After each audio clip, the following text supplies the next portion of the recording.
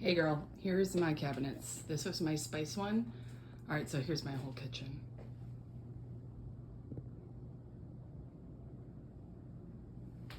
Okay, I'll take you on a tour. Spice cabinet, I liked it like this because I could see everything and grab it and put it back without moving anything else. These two baskets hold baking things and coffee things, and then I made it short for that one tray. And then it's my recipe box. And then I use the doors for everything. So that fit for overflow spices. I need to take that off. It's stubborn. Okay, this is one of those big doom cabinets where you can't really use the space well. And so what I've decided is I want to be able to just reach in. So I leave my knives right here and I put this hook on them so I can flip them forward and back more easily. I stack my cutting boards next to them. And then this is an oil container that I can squish that I can pull out and I can wash it when it gets too gross. And then in the way back, I tucked the pans I barely use. And then up there in that bin, I think I have cookie cutters or stuff I barely ever use. I don't even know what it is. I have mixing bowls way in the back because it's a strange shape again. And then I can just move the bread basket out and get those mixing bowls. So it's a two-step process. And then I have like cookie decorating things, again, I hardly ever use.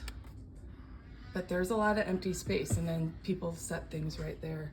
The tomatoes are in there because the cats get them.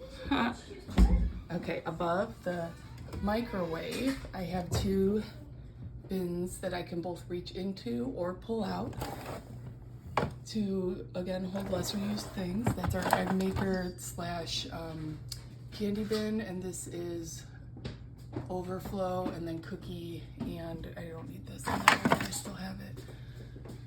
What is that thing called? A scale. You did? That's great. Here's my nephew Liam. You're all sweaty because it's hot outside.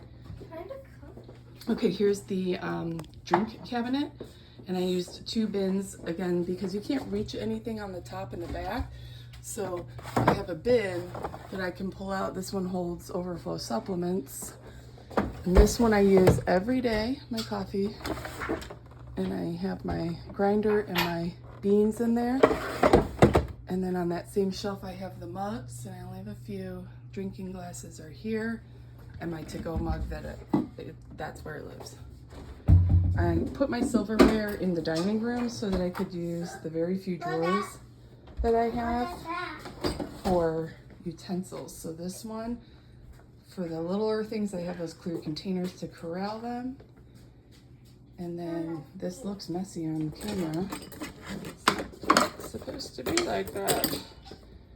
I always nestle the things that are alike.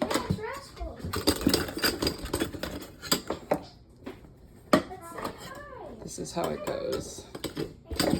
There we go. So it should look like that. Okay. And then this, again, I just reach in most of the time. So I have 3 pots and my toaster, and then more mixing bowls that aren't glass, my salad spinner. And then vertical, I have like a file organizer thing so I could put pans.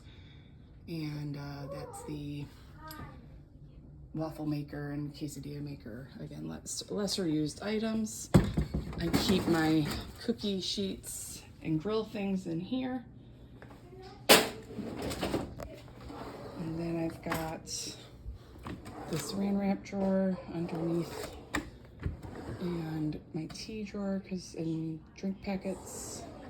And then this is kind of the overflow drawer again because it's deeper.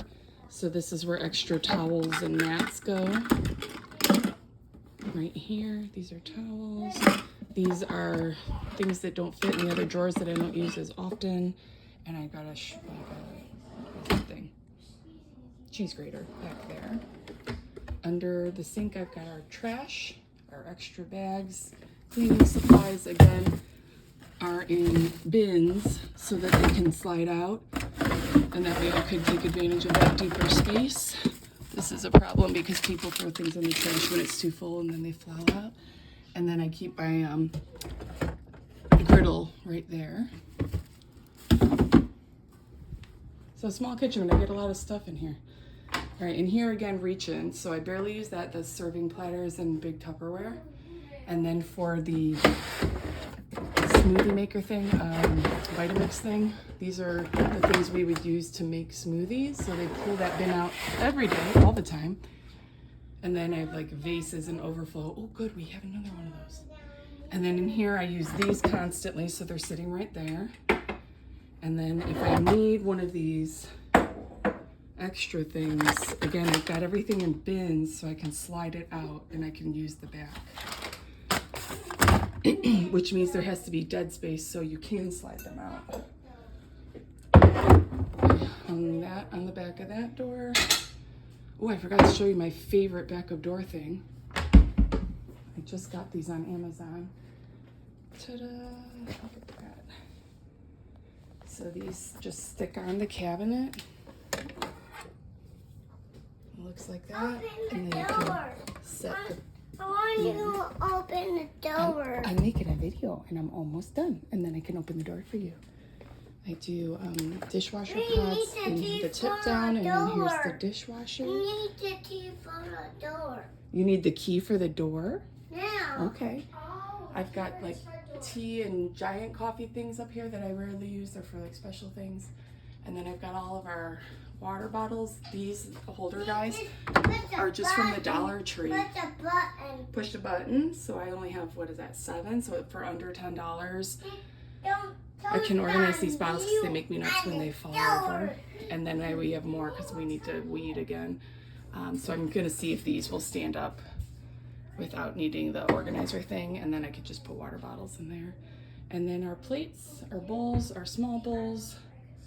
And then our glassware for food storage. And then most of that's in the fridge right now, which is why it's not in that pile. And then, like I said about silverware, here's my dining mess.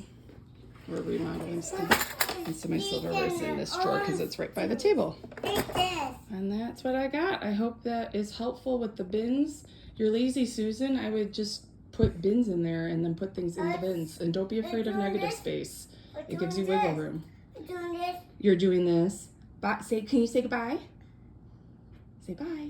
Bye.